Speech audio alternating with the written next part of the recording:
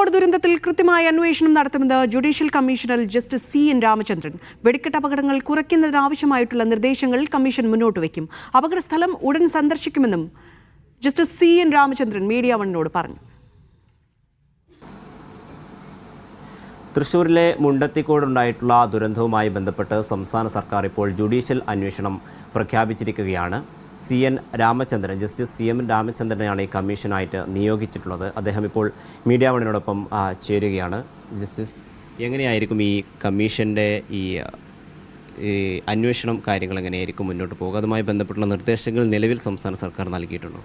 അല്ല, ഒരു ജുഡീഷ്യൽ കമ്മീഷനെ സംബന്ധിച്ചിടത്തോളം ഗവൺമെൻറ്റിൻ്റെ ടേംസ് ഓഫ് റെഫറൻസിനെ ആശ്രയിച്ചിരിക്കും കമ്മീഷൻ എന്തായിരിക്കും ചെയ്യുന്നതെന്ന്. ഗവൺമെൻറ് ടേംസ് ഓഫ് റെഫറൻസ് ഡീറ്റെയിൽഡായിട്ട് ഇഷ്യൂ ചെയ്യും. ആ ടേംസ് ഓഫ് റെഫറൻസിലാണ് എൻക്വയറി നടത്തുന്നത്. എൻക്വയറി നടത്താൻ തൽപര കക്ഷികളെ എല്ലാവരും കേൾക്കും.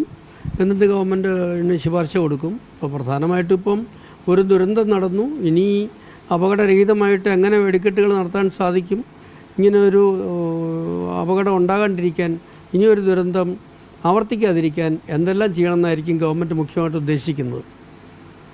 ഒരുപക്ഷേ വെടിക്കെട്ട് വേണ്ടെന്ന് വെക്കാനാണെങ്കിൽ, അങ്ങനെ ഒരു ഉത്തരവ് ഇറക്കാനാണെങ്കിൽ ഗവൺമെൻറ്റിന് കമ്മീഷൻ്റെ ആവശ്യമില്ല. വെടിക്കെട്ടെന്ന് പറഞ്ഞാൽ ഏറ്റവും വലിയ ആകർഷണീയത ഒരു ഉത്സവത്തിൻ്റെ വെടിക്കെട്ടാണ്. അതിപ്പോൾ തൃശ്ശൂർ പൂരത്തിന് തന്നെ വെടിക്കെട്ട് കാണാനാണ് കൂടുതൽ ആൾക്കാർ വരുന്നത്. അതും വെളുപ്പിന് 3 മണിക്കും 4 മണിക്കുമൊക്കെ വലിയ ബുദ്ധിമുട്ട് സഹിച്ചാണ് അവർ പുറക്കളച്ചിരുന്ന് വെടിക്കെട്ട് കാണുന്നത്. അത്ര മനോഹരമായ ഒരു കാഴ്ചയാണ്, അത്ര വർണ്ണാഭമായ ഒരു കാഴ്ചയാണ്. ആ കാഴ്ചയാണ് പൂരത്തിനെ വളരെ അതിൻ്റെ ഒരു ഭംഗി മാറ്റത്ത് കൂട്ടുന്നത്. അതുകൊണ്ട് വെടിക്കെട്ട് ഇനി അപകടം ഇല്ലാതെ എങ്ങനെ നടത്താനൊക്കും? ഇപ്പോൾ തൃശ്ശൂർ പൂരത്തിന് വെടിക്കെട്ട് എല്ലാ വർഷവും ഉള്ളതാണ്. ഇത്ര കാലം വെടിക്കെട്ട് നടത്തിയിട്ടും അപകടങ്ങൾ ഇതിനു മുമ്പ് ഉണ്ടായിട്ടുണ്ടായിരിക്കും പക്ഷേ ഇത്ര വലിയൊരു വ്യാപ്തിയേറിയൊരു അപകടം ഒരുപക്ഷെ ആദ്യമായിട്ടായിരിക്കും. ഇത് ആവർത്തിക്കാതിരിക്കാൻ ഏത് രീതിയിൽ എന്തെല്ലാം മുൻകരുതലെടുക്കണം, എന്തെല്ലാം ശ്രദ്ധയോടെ വേണം ചെയ്യാൻ എന്നുള്ളതായിരിക്കും കമ്മീഷൻ ശുപാർശ ചെയ്യേണ്ടത്. അപ്പോൾ കമ്മീഷൻ അതിന് സാങ്കേതിക വിദഗ്ധരുടെ അഭിപ്രായങ്ങൾ, ഇതിനുമുണ്ടായ അപകടങ്ങൾ എന്തെല്ലാം സാഹചര്യത്തിലാണത് ഉണ്ടായത്, എന്തെല്ലാമാണ് അശ്രദ്ധ ഇവിടെ ഉണ്ടായി, ഈ കേസിനകത്തുണ്ടായി എന്നൊക്കെ പരിഗണിച്ച് ഒരു അപകടരഹിതമായിട്ട് എങ്ങനെ ഒരു വെടിക്കെട്ട് നടത്താൻ ഒക്കും എന്നുള്ളതായിരിക്കും കമ്മീഷൻ ശുപാർശ ചെയ്യുന്നത്.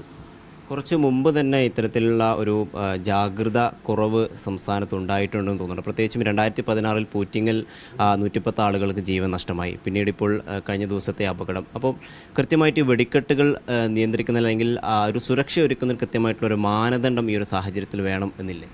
തീർച്ചയായിട്ടും സുരക്ഷയുടെ മാനദണ്ഡം പാലിച്ചില്ല പൂറ്റിങ്ങലും. അതുതന്നെയാണ് അപകടം ഉണ്ടായത്. അത്ര അശ്രദ്ധമായിട്ടും ആൾക്കാർ കൂടിയേർത്ത് ഒരു വെടിക്കെട്ട് നടത്തി. ആ അശ്രദ്ധയാണ് അതിന് കാരണം. ആ വെടിക്കെട്ടിൽ അപകടം ഉണ്ടായതിന് അതിനെക്കുറിച്ച് ജുഡീഷ്യൽ എൻക്വയറി നടത്തി റിപ്പോർട്ട് കൊടുത്തിട്ടുണ്ട് കമ്മീഷൻ. പക്ഷേ അതുപോലെ തന്നെ ഇവിടെയും പോലും ഇങ്ങനെ ഒരു വ്യാപ്തി കൂടാനായിട്ട് കാരണം അടുത്തടുത്ത് ഷെഡുകൾ വെച്ച് അവിടെ എല്ലാം പ്രവർത്തനം നടത്തി കൂടുതൽ ആൾക്കാരെ കോൺസെൻട്രേറ്റഡായിട്ട് എംപ്ലോയിഡായി. അതൊക്കെ ഇതിനൊക്കെ വ്യാപ്തി കൂട്ടാൻ കാരണമായി കാണും. അതെല്ലാം അന്വേഷിക്കുമ്പം മനസ്സിലാകും. ഒരു രീതിയിലും അങ്ങനെയുള്ള അപകടങ്ങൾ അവോയ്ഡ് ചെയ്യാനായിട്ട് അതിനുള്ള മുൻകരുതലുകൾ എടുക്കണം. ഒന്നാമത് ഏറ്റവും മോശമായ ഒരു കാലാവസ്ഥയിലാണ്, ഏറ്റവും പീക്ക് ഓഫ് ദി സമ്മറിൻ്റെ ഏറ്റവും മൂർച്ഛന്യ സമയത്താണ് ഈ വെടിക്കെട്ടും ഈ തൃശ്ശൂർ പൂരവും നടക്കുന്നത്. വലിയ ചൂടുള്ള സമയമാണ്. അപ്പോൾ അതുകൊണ്ട് വെടിമരുന്ന് പോലെ ഒരു അപകടം പിടിച്ച സാധനത്തിനെ കൈകാര്യം ചെയ്യുന്നത് വളരെ ശ്രദ്ധയോടെയും വളരെ സൂക്ഷിച്ചും വേണം. അപ്പം അപകടം ഉണ്ടാകാതിരിക്കാനുള്ള, അപകട സാധ്യത ഉണ്ടാകാനോ അതിന് സാഹചര്യം ഉണ്ടാകാണ്ടിരിക്കാനുള്ള എല്ലാ മുൻകരുതലുകളും എടുക്കണം. ഒരുപക്ഷെ കൂളർ വരെ വച്ചാൽ തെറ്റില്ല, ടെമ്പറേച്ചർ കുറയ്ക്കാൻ.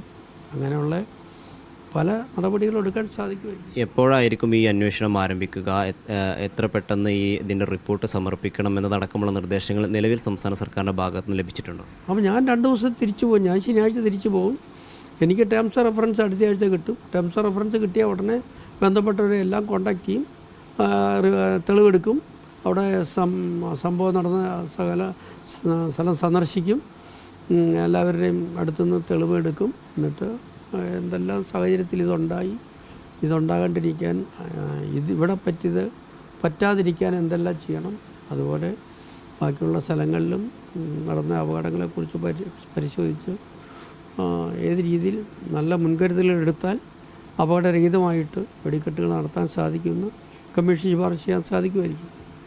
എന്തായാലും പഴുതടച്ചിട്ടുള്ള അന്വേഷണം തന്നെയായിരിക്കും ഈ മുണ്ടത്തിക്കോട് ഉണ്ടായിരിക്കുക. വരും ദിവസങ്ങളിൽ ഈ മേഖലകൾ സന്ദർശിക്കുകയും കൃത്യമായിട്ടുള്ള അവലോകനങ്ങളടക്കം നടത്തുകയും ചെയ്യുമെന്നുള്ളതാണ് ഇപ്പോൾ ജസ്റ്റിസ് CN രാമചന്ദ്രൻ അറിയിച്ചിരിക്കുന്നത്. ഡൽഹിയിൽ നിന്നും മുഷ്താഖിനോടൊപ്പം റഷീദ് ബിൻ മുഹമ്മദ്, മീഡിയ.